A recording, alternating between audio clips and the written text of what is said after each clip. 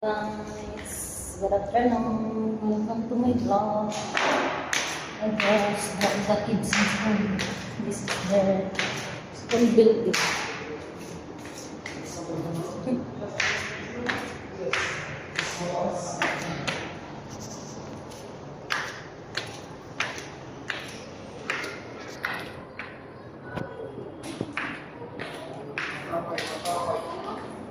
Okay, bye-bye.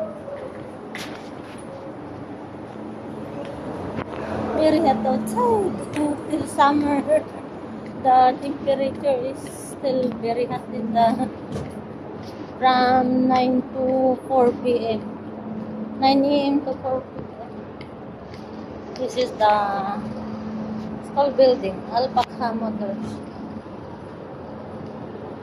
See, the sun is so hot.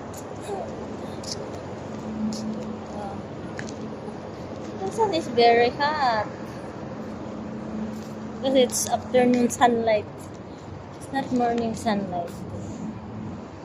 This is our building beside the school.